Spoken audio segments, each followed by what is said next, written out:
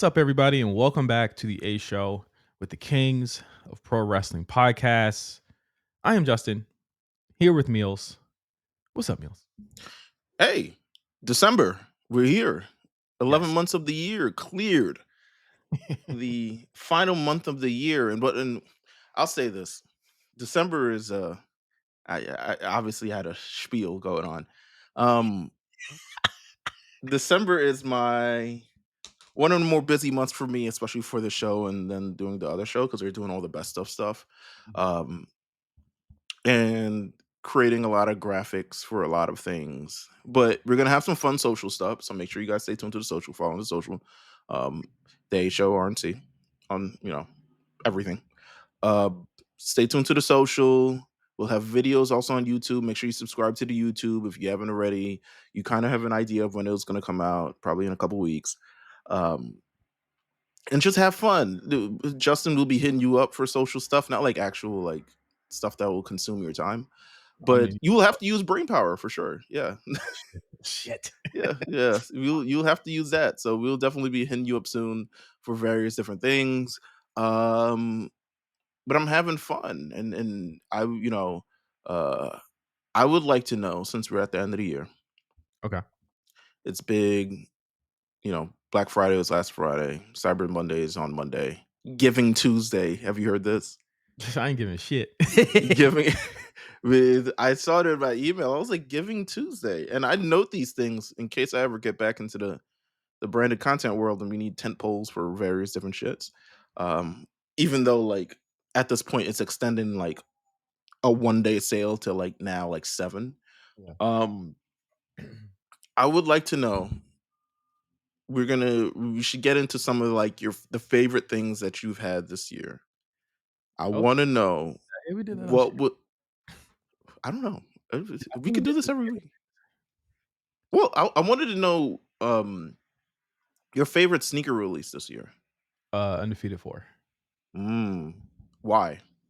It was I feel like there's a huge conversation with sneakers today or in this day, and I feel like it's completely disingenuous and created by people who completely gouge and use and manipulate and really don't respect or understand the culture. Because like, yes, sneakers are something that is it can be kind of crazy to wait in line and things like that. But the thing that is missing from sneakers right now is community.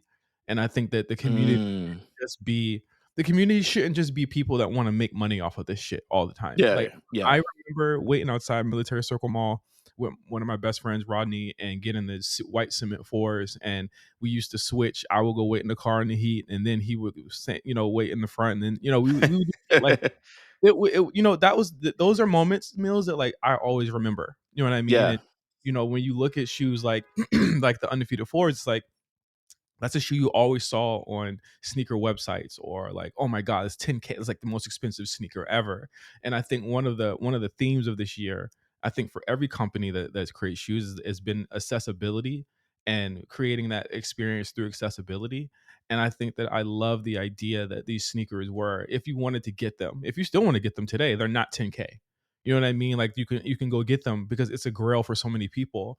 And it just brings back that sense of community for me. You know what I mean? And I look at these sneakers. I was gonna wear them on Thanksgiving, going to my family's house, and I was like, no, I don't want to wear them. You know what I'm saying? Because it's just me that much. You know what I mean? I barely worn these sneakers, but they're so fucking awesome, and the orange just pops on them. The olive is great. The four is one of my favorite silhouettes, probably like if not one, then number two Jordan silhouettes of all time. And I would just felt really blessed to have hit on the raffle for those. Like I think it just was amazing to me. So like that's Yeah. my favorite. My second favorite is probably the Andrew Reynolds New Balance Cool Gray. He had a really awesome skate sneaker this year that I feel like was really overlooked. And I Mm, wish people like really tapped in with it. But I really love the Gray Days Andrew Reynolds New Balance. And my third is the purple Nike Air Max 95s SB that came out. Those are like my top three sneakers of the year. Love them all. Come on, man. This is a beautiful list. This is Yeah. a beautiful list. It doesn't feature. I mean, everyone would know. I mean, everyone has their sneaker of the year and or name of them. But this is a beautiful list, especially where it comes from and why you love them so much. Sneakers. I have to get out the habit of sneakers sometimes. I haven't bought sneakers in quite active time. I mean, it's just low on the priority list for right now. Even though I think I probably do need a new pair, uh, somewhere. Uh, but yeah, it's just, it's great to have that feeling, or at least want yearn for that feeling of like, man, what happened to regular niggas buying shoes and enjoying them? You know what I'm Yeah, saying? yeah, Uh, like, you see that the video, "Why are sneakers sitting on shelves?" Da, da, da. I'm like, "Good, nigga. I'm gonna go check to see if the black cats are sitting at the mall but today." I also feel like I'm the problem, right? And I don't want to, and I say that because mentally in my head, when I buy, or at least back in the day when I bought a pair of sneakers, depending on the sneakers it was, if it was like super rare, super like thing, I would like I'm only gonna wear these to special occasions. Yeah, And in my brain, I'm like, I need to be wearing more of my sneakers more. Like, I need to be wearing like I feel like I mean, at the end of the day, they're just shoes, right? yeah, Um, Depending on like how you see them and how much you value them, and et cetera, et cetera. At the end of the day, they're just shoes and they should be meant to worn. I have sneakers in my closet that I've worn like 3 times and I've had them for like 6 years. And yeah. then at some point the something's gonna fall off of it. I'm like, damn, I could have worn that a couple more times, something along those lines. But I feel like I'm also the problem with that. So I feel like now for me, I feel like I'm gonna start wearing my sneakers a little bit more. Um, when I go to various places I go, I mean, to be honest, I'm only at Starbucks and walking. So it just is what it is. But maybe, I mean, Sneakers be so heavy for New York niggas because y'all gotta walk everywhere, bro. I, there's something cool about walking through the city at any time. Even when it's just nice. I mean, you've been you honestly. I mean, I don't know when you were coming back. Um, Well, I mean, well, Listen, no wells, no wells. can I mean, I If guess you we want to, I mean, I feel like we should touch on it because, like, okay. it's, a thing that's gonna happen, and I haven't really said it out loud, but, like, you guys are, like, my family, my community, like, our listeners have been through, like, our journey, and it's something that, it's we gotta kinda talk about it, but, I'll have an announcement later, probably at the end of the month, but, I'm I found a new place of employment, and, Why are you saying it like that? I don't know because I'm trying to be as careful as possible, but, Sure. I literally just accepted this offer yesterday. You guys are gonna flip when you find out what it is. But, yeah, I'll probably be traveling a lot more, but, the I mean, can we say this too? Like the show, our schedule will probably change too, for sure. Yeah, I would say so. I Yeah. think we have to. We definitely at Gotta some prep point y'all gotta. 'cause it's imminent. Like, Yeah, like, yeah, yeah. At some point, things will change and will never feel the same again. yeah, well, Who I knows? I mean, I don't know. We say that every time, and then it's suddenly like you free on Tuesdays from time to time. And it's like, I don't yeah, I mean, here's the I thing. block my calendar. You know what I'm I saying? don't I don't I don't know if it'll be Tuesday But who anymore. who knows? We don't know. We don't know. We don't know. But we'll talk about it. Yeah, so I'll say that, like, listen, the search is over, okay? But, and I'll be able to tell the story about how this all came together. Meals has known the story for the past 3 weeks, and I it's want a to sing a song, but it's not an appropriate song. But I no. do want to. It's not every time, and this is what I fucking hate. And y'all brought it up. By the way, I have to say, um, the oh my god, what was the name? Um, the podcast you and Mark did Uh-huh. about Blueprint and Stillmatic was Yeah, fucking incredible. I tweeted about it. I'm not sure if anyone saw it, I but I saw it. made sure to like tweet it I was just like, wow, this was an enjoyable experience. Yeah. And I know you had asked me, but I truly felt like I had nothing to contribute in the way that you guys were kind of like really going in, other than me reciting Ether, which Right. is just funny I bar and to bar. and I love that that was somewhat of a labor of love and all of the research that went into it, all of the like, and me and Mark probably worked on that more than we worked on any throwbacks. I usually just show up and be like, okay, I'm gonna go this Yeah, way. yeah. Mark's so good, like he'll be like, okay, I'm just go along. You know what I mean? But this time we were actively kind of like both riffing on things we were gonna. Timelines and history moments and all this other stuff like that. To be honest with you, it could probably like just those the beef could be an entire podcast series. Yeah, it could. It is that in depth. Like it is that like if someone wanted to make a true documentary about the beef, I don't think any of the parties involved would get involved, but I think the parties who were subsidiary parties would. And But what's crazy is that like it's so layered. Like, and I have my big sister actually listened to the podcast. I shout her out a lot on that episode, but mhm, like it's so layered because like even she didn't realize she was just like, oh my god, like Nas has beef with Tupac and Biggie. You know what I'm saying? Like he's beef with both of them, but it started here. And then people also forget, and I think this is the biggest thing people forget, Mills. Jay was not, he was still a rookie going against the yeah. vet. So it shouldn't have been a shocker that Nas slapped him around like that because he had been around already. He had tracked his whole career from 91 all the way to '01. And that's why it hurts so much. My sister still can't listen to either to this day. To Ether this is hilarious to me. Ether is I mean, I have no I'm from Brooklyn, so it's oh, Jay-Z all the way. oh, okay. But but Ether is something a line will come up every now and then in my brain. And I'm just like, what was he on? Cockefeller Records? Bro. Uh Rockefeller Records, bro. Like it would, but the thing is that this was so funny because it's one of those things that was just right there in front of you. You know what I'm saying? but It's like right there in front of you and no one ever said it. but I love also how you guys broke down Takeover too, because you gave also time to take over because essentially people remember Ether and just kind of run through it and just like even the space between Takeover and Ether. But you guys gave real time to Takeover because to be honest, the first time I heard Takeover, again, I was not super hip hopped out Yeah. when this came out. So all my thing is all after the fact. That's why I didn't really even feel comfortable doing it.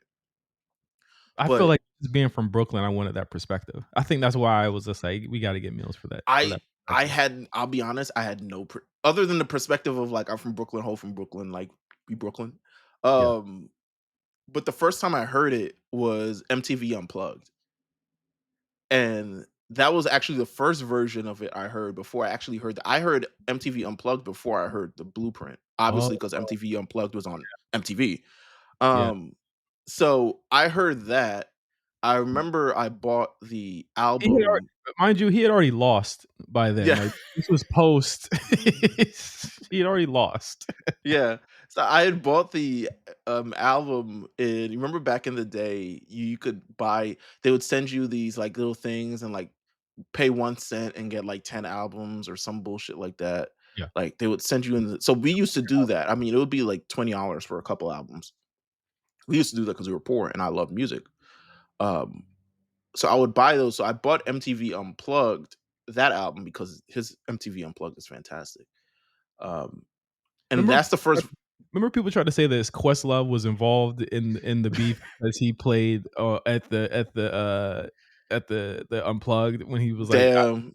he was like, I don't really like this Drake Kendrick shit, and they said, don't you remember playing it? I'm just like that, you know that like there's several reasons why that doesn't make sense and is not connected in any way, shape, or form. I never think in my mind that Nas never worked with Missy again after that.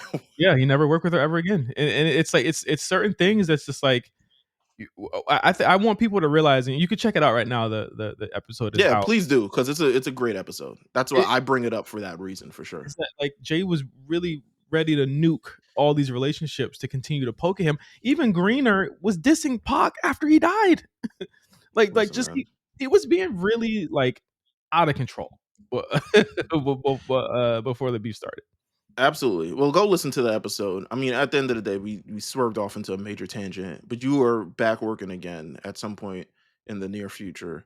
So Yes. things will change for the show. We'll let you know what change. To be honest with you, I think they'll be I feel like they will be honestly like a buffer time. Like just if the show goes missing for a week, don't go crazy. You know what I'm saying? Because I want to be able to make sure that all the schedules are aligned with whatever that we're doing when we actually do it.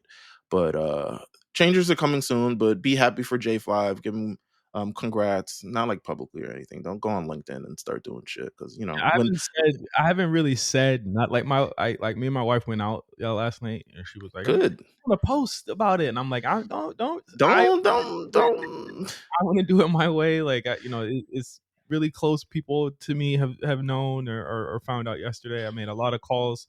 Stat guy Greg, I gotta call him back. Just people who knew that I was on the hunt and reached out, but just give me a moment and to I think right now where I feel right now is that like it's like the end of this thing and it's like there's a moment of like relief, right? And there's a moment of happiness and joy and I finally got over the hump, but it's also a feeling of like, okay, let me like emotionally like center myself because it's hard. It's draining. You know what I mean? I think yesterday I was extremely tired because it was a lot going on emotionally for me. So Mhm. just give me a couple days, a week. I got, what I mean, I got a month to figure all of this stuff out, but I'm extremely happy and I'm blessed. And, thanks to everybody that have ever reached out or, gave me words of encouragement or passed me a job link or anything like that. Like, just thank you. So, yeah. Absolutely. Absolutely. Let us get into the things to talk about this week. First of all, actually, before I want to do, let's get into Survivor Series. Let's get into Survivor Before Series. we get into our series, let's send a condolences and a shout out to CM Punk and AJ. Right before show went live today, we found out that Larry Punk's dog passed away. Um, as a dog father myself, Hmm. if, I can't fathom. You know what I mean? Like that whole just And it's having to awful. go to work during the weekend. Oh my God. I would. Yes, and I had noticed at Survivor Series that Punk was wearing the Larry's dad jacket, obviously, but there's a moment if you rewatch it, he goes down for the clobbering time. He's holding the patch, and you can see him visibly get kind of emotional and tear up. And I said in chat, I was like, something must have happened, before he went out there, or he found out something because he emotionally just wasn't all there in the first couple minutes, but yeah, I figure something was up because Punk is really bad at hiding his emotions when he's like that. He's an emotional guy. You Yeah. know what? Definitely rest in peace. To Larry, famous Larry. At this point, he might have a Wikipedia page just for the lore that he was all a part of. With a lot of different things. But ultimately, he was the dog of CM Punk and AJ Lee, Mhm. and thank you for sharing him with us for the moment you shared with us. He got merch. He got a bunch of different things. He seemingly lived a great life. He was loved and adored by two amazing people. And shout out to just Punk and AJ, and hope they're holding up during these times. Yeah, for sure. Um, let's get into Survivor Series. Let's talk about it. Okay, let's talk about it. Listen, I I watched this show with our chat. I watched the show on Saturday. I went online, and I'm gonna tell you, there's never been like a bigger whiplash as to like what. And we had people in our chat that were there and that were posting also. I've never seen a bigger whiplash between like what I watched and what people were saying about it in my life. I think it's like insane that people are calling this like the like and to be fair, Mills, they call every WWE PLE the worst PLE ever. WrestlePalooza was that in September. I saw somebody say that WrestlePalooza was better than this, and I said, okay, so what metric are we using at this point to say that something's good for this company or not now?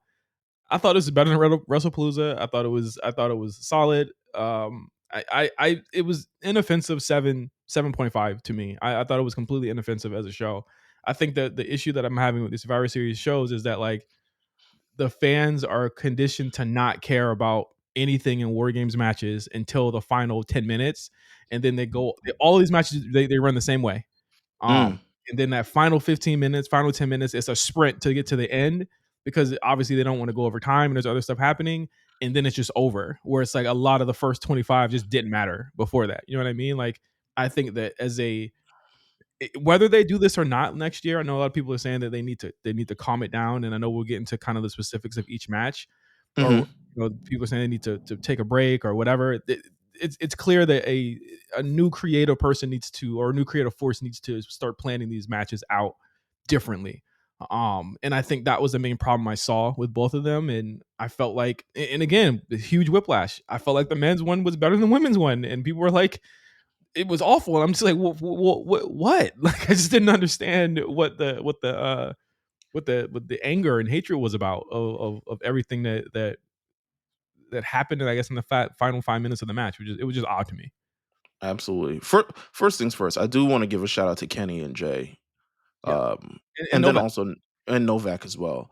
The meetup, I mean, just amazing, and just being part of this community and being able to meet up and have fun at Survivor Series and just have a good time at all these events. Like you guys, make me incredibly happy when I see you guys meet up and have fun together. So shout out to that. Shout out to you guys for enjoying Survivor Series. I will say personally, I enjoyed Survivor Series, but I don't think it was good, if that makes sense. I think there's a again, I'm not a big fan of war games matches for the reasons that you kind of said earlier, right? Like we're kind of conditioned based on how these matches are planned out not to really you can kind of idle around in the first 20 minutes or so, and then it's really the last 15 minutes that matter, which and then like you said probably needs a new person to really invest their like brain power in this match. I was like, okay, we've moved on from the shark cages thing, which is fine. Everyone gets their entrance. People pay for the entrances. People want to stomp with Rhea Ripley. People want to experience the entire experience. You don't want to limit that experience because everyone's. I mean, even still, I mean, everyone does their entrance to the cage. So it's not, again, I don't know if it was a limited experience, but whatever. I was surprised that a heel team didn't like someone comes down with like handcuffs or something, handcuff somebody, and now they got the advantage in the match. And now the story is like they have to come free this like these are things I think you can get creative in war games matches to make it a lot more intriguing in the first 20 minutes. And then you can figure out how Kyrie is going to jump off the cage with a can. You know Yeah, what I'm saying? Um yeah. I don't I think oh sorry. Yes, EO. Um, I think overall, I enjoyed the little sandwich matches more than the War Games matches. I enjoyed Dominic and John Cena. I enjoyed Stephanie and Nikki Bella. Um, I think, bro, whiplash for that match too, Mills. I'm like, what are y'all talking about? Like, I listen, was I think the main issue with the match, and I think that, like, here's the thing, and let's just be clear. I thought it was a good match too. I don't think people are into Nikki Bella that much, and no I matter, mean, I guess not. I think no the matter, quality of wrestling when you look at Monday Night Raw after the fact, right? And you see the quality of wrestling that happens afterwards, Nikki Bella is not going to give you that, unfortunately. yeah, yeah, but that doesn't mean she was bad. She just works a different No, style. I agree. And I think that the game. I said this in the chat. I was like, I feel like Nikki's not bad, but the game has clearly passed her by. And I think you see that when, regardless of how good she is, regardless of how much we protest the Right. reaction to, it seemed clear to me that whenever she was on offense getting heat, nobody reacted. And whenever Stephanie did anything, Mills, the place erupted. You know what I mean? And Yeah. I think it goes to show how big of a star Stephanie is, and they need to probably get her going with somebody that's not Nikki Bella. But it also goes to show that it's like Nikki should probably, in my eyes, be used for like a Maxine Dupree or a mid card rivalry, because I'm not seeing it for her going for a title. You know what I mean? She probably needs to be doing I something different. I mean, I like the match. I mean, considering all the other women were involved in something, you don't really have to kill you don't really have to put down anybody who isn't already, who doesn't need it. I mean, there's so many women on the roster at this point who really at this point can't really take an L. Um especially leading in the war games. So I liked her role in this match. I agree that she's definitely slower than most, to be honest with you. But I think overall, I still enjoyed the match and what they brought. Um, again, I think it could the matches could stand to use a little bit more creative things incorporated within it, but I don't know how much if Nikki's limited by anything in doing things because of her neck, because I of her think history, because of her back. I thought she was taking. If you're talking about literally, we're about to hit the same point. For her to be worried about all those things, she was not taking the devil's kiss correctly. Like she Oh, was yeah, taking. no, I was like, "Bro, use your hands. You're not supposed to go face first into the table like that." Well, the most iconic reading of this is when I can't remember who, I think it was Ivy now, when Stephanie was like, bend your knees in Yeah, order yeah, to yeah. move. Both times Nikki did not bend her knees, and I was like, that looked fucking painful. Painful. I was Move. like, "Why are you doing?" And she took it, like, twice or something. I was Yes. just like, "Huh?" I was like, "Okay." I was like, "You hardcore, but you ain't need to do all that to prove to me," and stuff like that. So, she's out here getting her head banged into the table. Um, Believe it or not, I actually don't expect this feud to be, like, over. Um, but I if think Nikki Bella Nikki you all think of a she's sudden was after the Yeah. show. You sure? Yeah, she said it after the show. She was like, "I may have lost, but this ain't the last that you're gonna see in me," or some shit like that. She Right, all right, right, right. was over.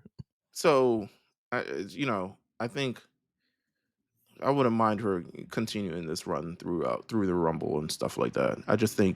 I think her while she may not be needed on Raw, we'll talk about the Raw and SmackDown's women's divisions and the great gulf that is between them at this point, especially after Monday Night Raw.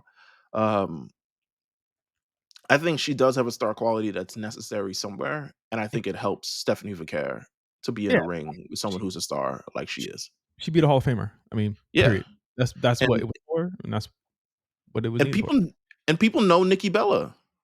This is just people know Nikki Bella, especially in San Diego. I mean, that's I think her hometown where she was born.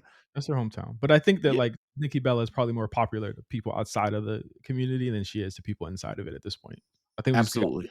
we gotta call it, like, yeah, I think that her time is kinda, like, past in terms of just, like, returning star, getting easy pops or boos for coming back. And that'll be tested too, Mills. In a couple weeks, we could possibly be seeing more people return, Yeah, more return, but I want people to stop getting upset at Stephanie Vicker for being over for the having the devil's kiss. I think that the conversation surrounding that is so reductive in terms of talking about women's sexuality, their bodies, and things that that get people excited to see a move. I saw a tweet that was like all her matches devolve into her doing the devil's kiss and people trying to stop her from doing the devil's kiss and nothing about her ability. I'm like, motherfucker, do you see the move she does to finish people off now? Like she was not doing that move in NXT all the time. You know what I'm saying? Like that move is legitimately incredible to see, and it's not all yeah. about the kiss. And it's like, so it's so like, well, what is she supposed to do? And it's a I think it's because honestly, she hasn't had much competition since winning the title. I mean, she's only faced, I believe it was a Raquel or Roxanne. she faced Um, both girls. right, right. So she hasn't, but not like a proper. I don't remember. Because I remember one won the match and then the other got the title shot, but I It's forget not, who. yeah, yeah. Raquel got the title Yeah, match. yeah. But my thing is this: to me, it has nothing to do with the competition. People are saying this, Meals, No, because they're but I'm saying because trying to say that they're sexualizing Stephanie. I'm like, that's literally not the case. It's like there people stop people from doing their signature moves all the time in this show. It's like you guys are trying to make you guys are trying to make an issue about this where it's not there, and also in the process infantilizing Stephanie Vicaire by saying that she can't be sexy or she can't have a move that you know what I'm saying, like is harmful but also sensual at the same time. Like what is wrong with that? There's nothing wrong with that. Like if you're thinking of when you see the devil's kiss, are you thinking about is gooning? That is on you. That is yeah, literally a you problem. yeah. I mean, at this point, for sure. What do you think of John Cena's last match on a PLE final match before we hit Saturday night's main event? Um, Boy, did he put over a bunch. I'm glad they didn't do this in Boston. They would have been like, "What, you taking moves from a woman? I What's going on here?" I was lower on this match than I was the Stephanie Vicker. And I think I'm lower on this match than a lot of people were or are. Really? I like the shenanigans. I thought it was Sure, but it would be cool. Here's my thing, and I bring minus this. the minus the live double That was swerve. whack. I was like, yeah, I was just like, honestly, there was a number of this show, number of points in this show. I was like, who writing this? It was return for the sake of a return, and I think that yes, it got a pop, but I never believed it because you're wearing clothes with his fucking mask on it. So like I knew that it, and also I peeped that she didn't really hit him. So I was just like, Yeah, oh, she's gonna turn on Cena or whatever. But like I've had this conversation on this show before about heel title reigns that end this exact same way over and over again. I think that the shenanigans meals, while very effectual and actually did put over Roxanne and Raquel, I felt that all of Dominic's matches are it was literally I said at one point, this is bloodline rules. hey Like literally man, come on, man. it's This JC Jane rules, baby. Come it's on, man. insane how much tomfoolery has to go into making a Dom Mysterio match watchable Don't sometimes. let JC Jane and Dom get in the same ring. Might I be thought interference forever. I also didn't buy the injury thing too because I was like, I know I it okay, it was clever. Okay, I didn't buy a second of it, but it was really clever. And I thought that that was probably the best part of the match. But Yeah. I just don't think Dom is great with that title. I don't think he has a great match with the title. I think that someone else could probably get it. Like I giving it back to him is just like again speed this Judgment Day storyline up. And it seems like to me they're on Raw. We'll talk about that later. They're kind of like okay, we're finally starting All the right, story. we can do this. Yeah, Kind like of. because remember we said I was like when you see something weird happen, the breakup, the 15 minutes are counting down. But at that point I just didn't know. But I was a little lower in the match. I thought it was just fine. It was just like a 2.5, 3 star I didn't match. like the double swerve thing for the sake of the double swerve. Also injecting Liv into this moment when I don't really think she needed to be.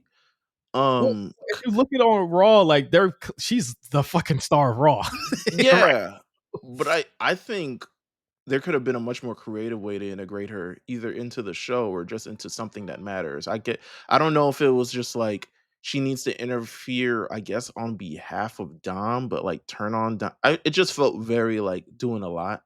My thought Um, in that Roxanne and Raquel would have interfered in War Games and helped the heels win, or something like that. Like, but then they were already planning on doing that for the men. So I was like, okay, so she had to come out for this probably. Niggas So couldn't wait. They were like, "Yo, we getting this WrestleMania commercial off this weekend, my nigga."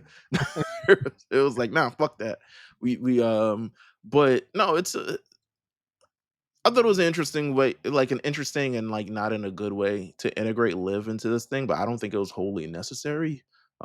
Creative is just a little bit weird. And then, all right, so the women's War Games match. I was kind, I was the star power was lacking. I it thought. just I just I didn't buy it. I don't know. Like, it's not that I'm And maybe saying maybe I was wrong there. The star power wasn't lacking. I felt like it suffered more than the men's match did from the meandering in the middle of the match. Uh, yeah, essentially. It didn't feel like there was a proper plan or any psychology or any story going into this match that supported the story going on to the show, which honestly other wasn't that much of a story, to be honest other with you. other than when Lash came out and the Yeah. match actually started. When Lash came out Yeah. is when the match actually started, and if I give anything to this match, I give it to making people eat crow meals because Lash Legend looked like she belonged out there, and I said on Twitter she met the moment, and she looked really good out there, and I thought that all the ladies gave her a lot or allowed her to have a lot in that match. I agree. I'm just to me, I don't know. It just the match fell lacking in kind of every sense of the word.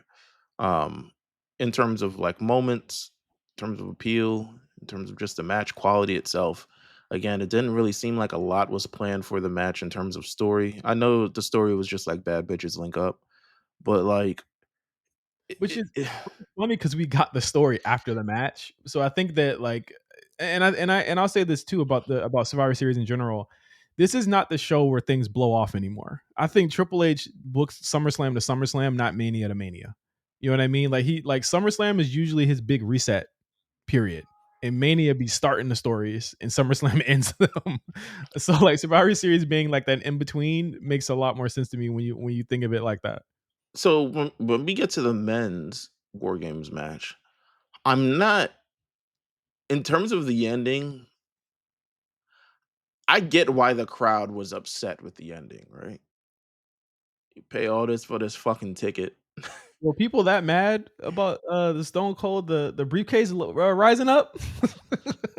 Were I mean, I think people were locked the fuck in with people were mad about it. People were mad about it, but at the end of the well, I day, wasn't there. my point is no, I mean, you were there, like, we were watching it, you know what I'm saying? But, like, I didn't watch it. That's what I'm saying. I but, wasn't like, there, really.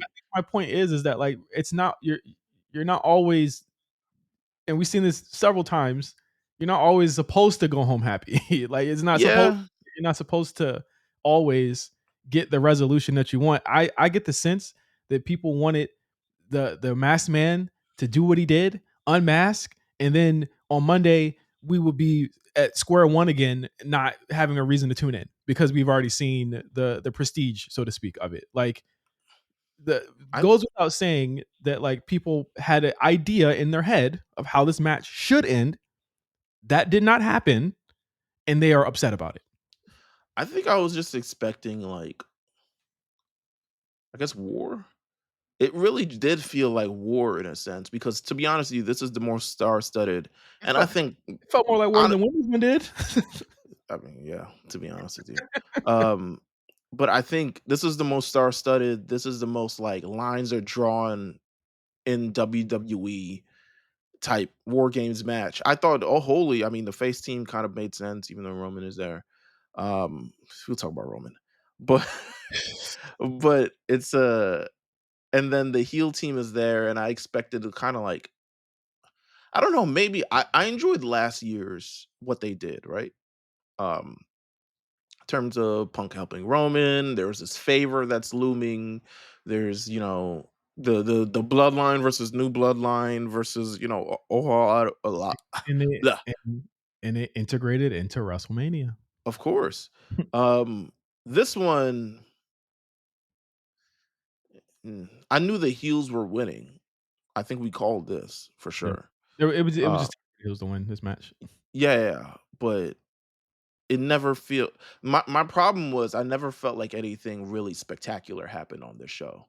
And I don't know. I'll call you out there because I thought that the Brock meeting Roman at the aisle with that image of Roman and staring at Brock down the aisle, I thought was a striking image.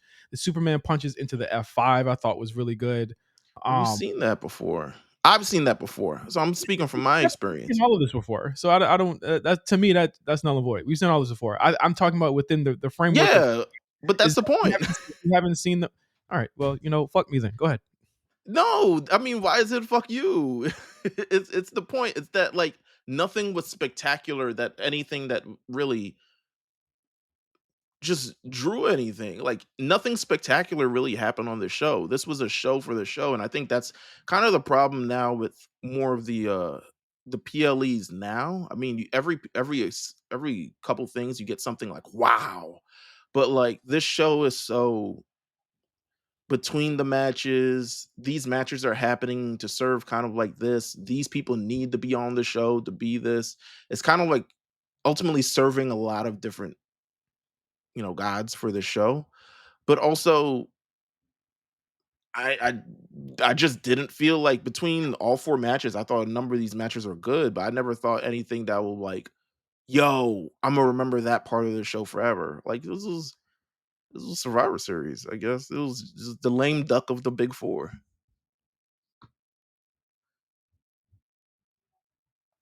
Are you really gonna do that? What? I'm letting you talk.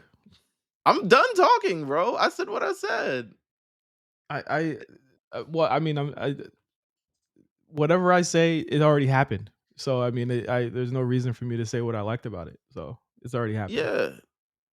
I mean, I didn't say that you didn't have anything you didn't like. I said there's nothing spectacular in my eyes that happened on the show, to which you said, "No, something spectacular did happen on the show. That was Roman and Brock." And I didn't find it spectacular because we'd seen it before. Okay. I Yeah. don't think anything Brock is doing right now is really spectacular, to be honest with you, but he looks like he's having fun. Yeah. Um There you go. But there you go. That was Survivor Series. It was a show um, that happened. That's leading into a number of things, including the first main event of 2026 between Braun Breaker and CM Punk. We never Um, what happened? we never saw that before. I don't think it's happened before.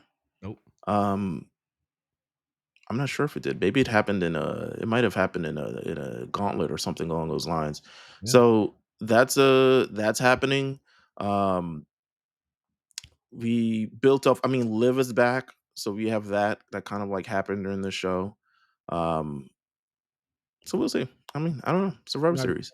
We're not gonna talk about Cody accidentally hitting Punk or the Roman stuff at the end. That's just Okay.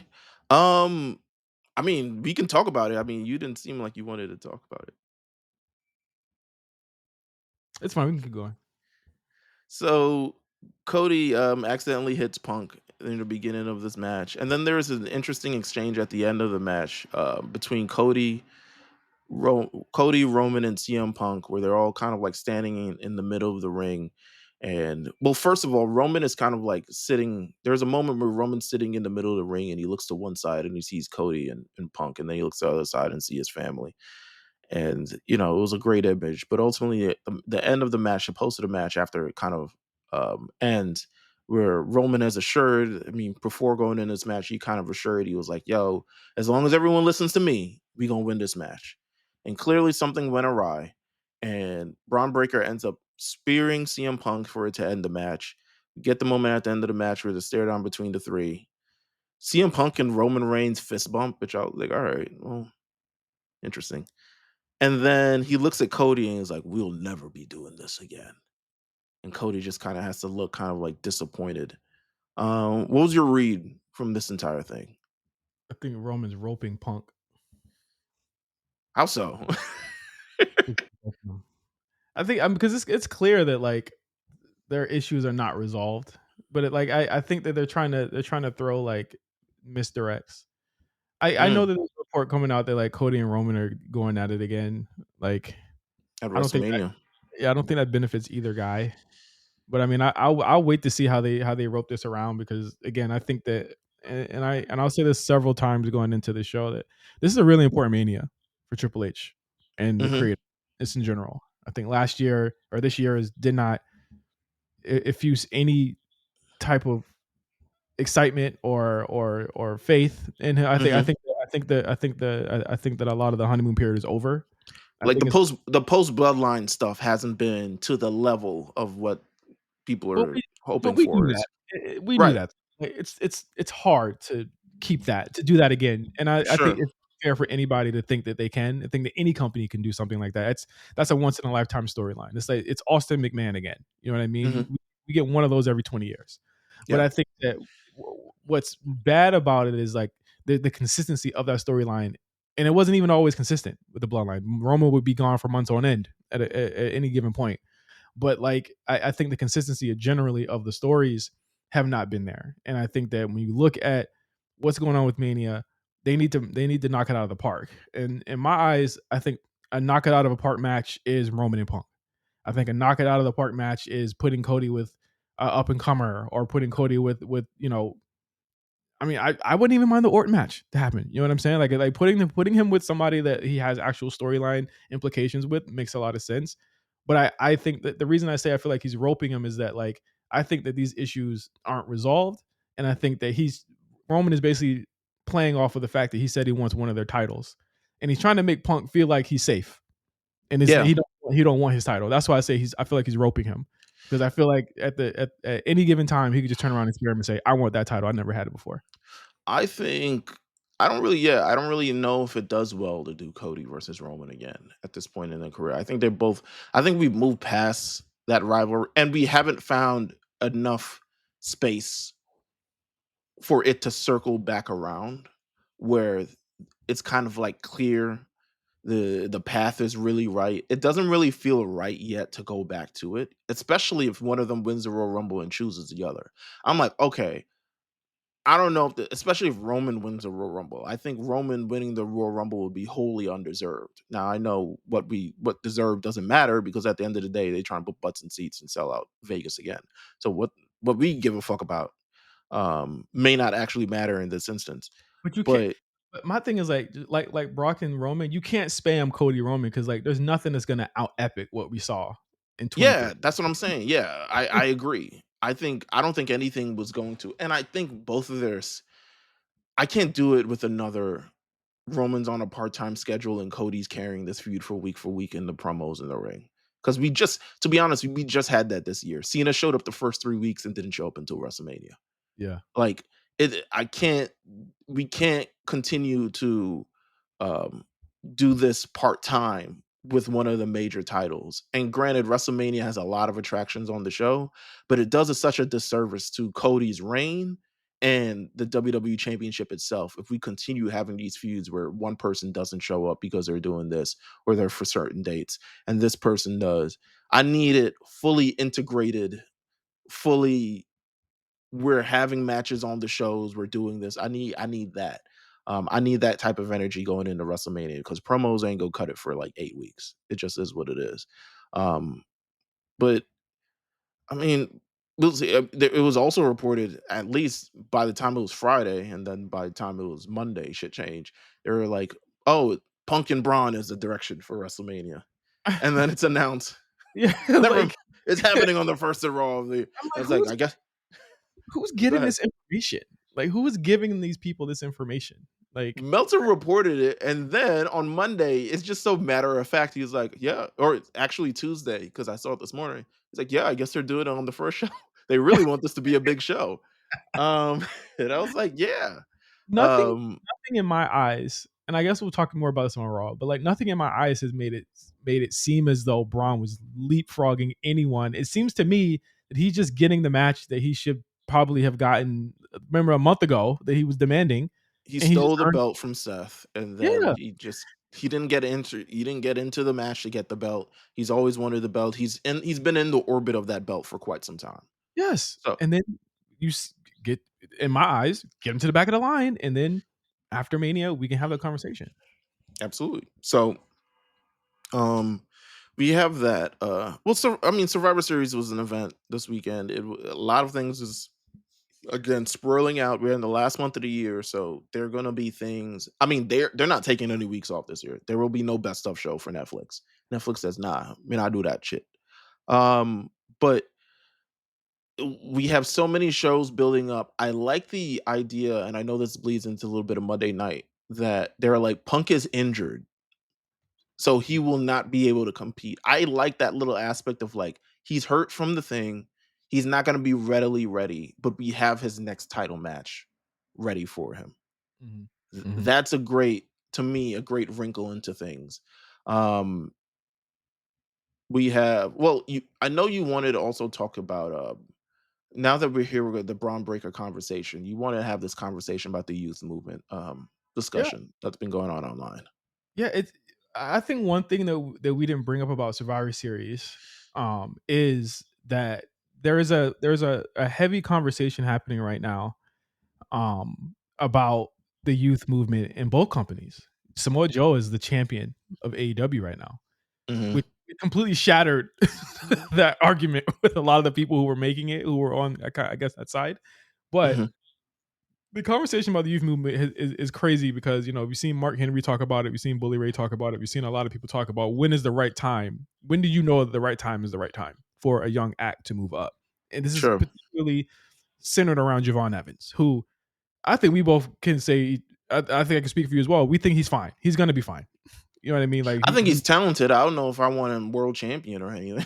yeah. Like I think he's just fine right now. What? He hasn't shown me he's shown that he's talented, but he hasn't shown me that we need to strap the rocket on him immediately. Yeah. And there's When you think of sorry, go ahead. and there's nothing wrong with that. You know what I'm saying? Because I'm not. We're not saying it's 10, 15 years down the road. That's what they're saying. We're just saying that right now he's probably fine with the path that he's going. He's gotten featured a lot on these television shows, right? But when you look at the way that the main roster shows have gone, you see that they're starting Mello is actually, you know what? I've given him a lot of shit. He's become an effective babyface, Meals. It's actually Mm. working. It's Yeah, working. man. That He's an that Miz pack, you know what I'm saying? You know what I'm saying? The Miz whatever stimulus. but he's getting legitimate let's go Mello cheers. It's actually working. I actually think he's probably better as a face than he was a heel. But look at Survivor Series. Hey man, Gunther will do that too. Gunther make niggas look. Yeah, he might be the new Miz, eh? Gunther make niggas look crazy. We talk about Monday Night Raw too, because I Yeah. was like, nigga, what? Have you Um, ever been to AEW the, solo? the Gunther thing is so funny because people are mad about it being potentially him facing John Cena. I'm like, why wouldn't you want him to go out on a Gunther match if he's doing The this? shit would be amazing. Now, to me, it could be either or. Yeah. I'm not upset with either or, just because I feel like while Gunther got to retire Goldberg, you got your "Imma beat the shit out of legend" thing. Mhm. While a second one could be great, I think LA Knight at this point in his career really does need a definitive thing. It's also in his hometown of DC. Uh, Um, I think fuck it. LA Knight Yeah, go does ahead. need something. I He know, not I know, I know. he not part of the youth movement. So what as I was saying, You're as I 47. Ah! um look at Survivor Series and how they framed everything. Dom beats Cena, Stephanie beats Nikki, Braun gets the pen, Mhm. Lash Legend. All of this stuff is actually happening in front of people's faces. But Meals, because they don't have a world title, people think it's null and void. And I think that's such an unfair reading of what's going on right now, especially with some of the people that are starting to push. Roxanne Perez was involved in the Mhm. match. All these things are happening. They're not, no, it doesn't happen the way that people think, where they just push all the old people out. It happens gradually so that you can get behind these people when it does happen. Ron I getting a time, think all of that stuff. It all matters. I think people don't realize that Loki, Roxanne, and Javon Evans are anomalies. Mhm. Um, because of how young they are. To be honest with you, the system as it is now does not call up people below 25, because by the time you get to NXT, you're probably 24. Yeah. Because most of these are collegiate athletes that graduated from school. That means you did the 4 years of school. You might have come out after school, but you spend the first year at the PC. You make sure you're training before you're even on TV. By the time you even get to NXT, you might be in there 2, 3 years before you get called up. By the time you get called up to the main roster, you're 27 years old. So it's like the idea that people want, and also like, what is youth? You know what I'm saying? Like ultimately, what's the barometer we're using? There, people want below 25. I don't think people realize that um, people like Randy Orton again getting the belt. To me, I'm not actually sure how he got the belt. To be honest with you, it was a good. I think they planned on him versus being the next big baby face, which is why they put the belt Yeah, on him. yeah, yeah, yeah, yeah. It didn't work. Um, Brock Lesnar is a force of nature. He is a once in a lifetime athlete.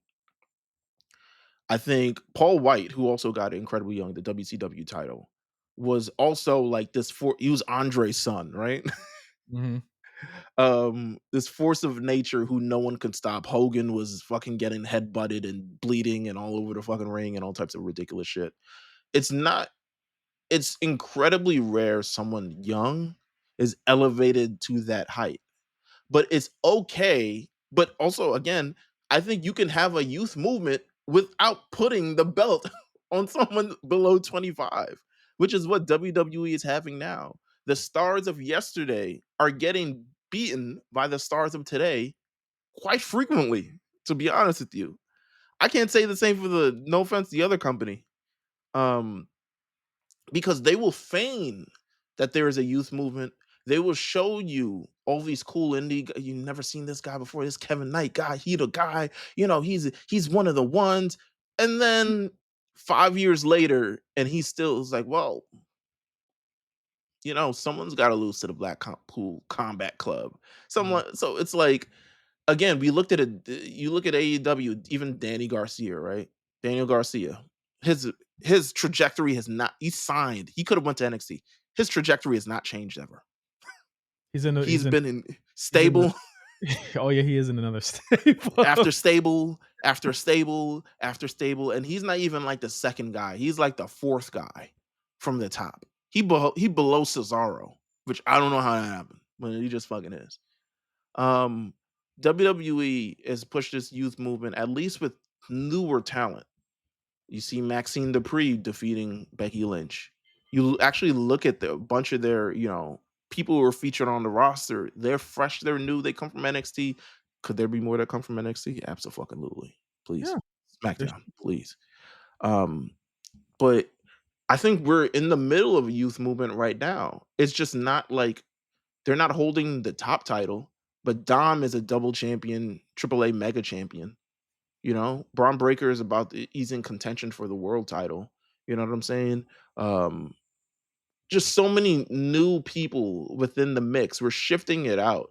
A couple of years ago, we were complaining because it was like, oh, it's just Usos and Braun Strowman and all these same niggas. bad. It was bad. Um, yeah. But now, I mean, it's a little bit fresher, it's a little bit newer, it's a bit younger. It's why they're able to do such various collaborations, you know what I'm saying? Is streetwear and all this other shit like that because they're getting younger and fresher and newer. And Rhea Ripley's still not even. I don't even think she's 30 yet. No. So it's like, and she's top 5 biggest in the company. If it was just her in the women's division wrestling herself every Monday, people would be completely fine. That's how big of a star she is. Like she She's doesn't. massive. So the youth movement convo, I'm not really buying. I don't know. I It's don't buy just it. I don't. It's bullshit. And I think whether you like SummerSlam or Survivor Series or not, you know what I'm saying. Like you look, the results are there that they're building towards something, and whether you like the people being pushed or not, that's a you problem. That's why I feel like people just need to take a break from this shit for a couple weeks, I and agree. they can't because they get the 2 cents from Elon every month. Before we get out Well, of before if they decided to take a break, they may come back to TNA, oh yeah, having a new home. You thought you could get away with it? No, sorry. Duggar texted me. He said, "Make sure you mentioned it. Shout me out." Big Silva is what they call him. The big Los. Um, TNA Wrestling and AMC, according to Sports Illustrated, have crossed the finish line, partnering up to bring the promotion's flagship show a new home. That's right, Impact. Thursday Night Impact will begin on AMC networks starting January 15th. It will be at the Dallas Fort Worth Metroplex. It's, some bullshit place. Um, it will feature. I mean, they didn't put the list of the people that will be there because still TNA.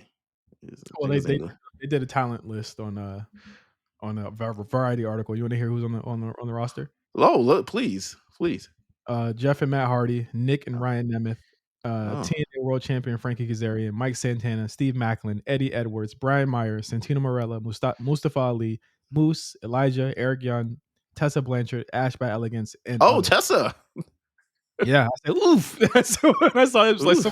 like somebody gave me a Gunther chop. I said, oof. I was like, oh, you just naming her? Yeah, all right, whatever. Yeah. But you Listen, know what? all I got to say, y'all won. I Y'all, mean, they did win. y'all Not won. me. Not me. Y'all won. I've once they took the title off Mike Santana, I was just like, all right, I should have never been involved with this in the first place. I flew way too close to the sun. I blame Trick Williams, to be honest with you. Um, Shout out to Trick and Lash, newly engaged. Um, Thanksgiving, what a way to do it. I would be incredibly frying doing that in front of my entire family while shit is cooking.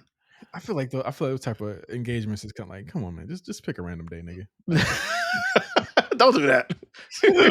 like, God damn. Thanksgiving, man. Thanksgiving, nigga, we're trying to eat.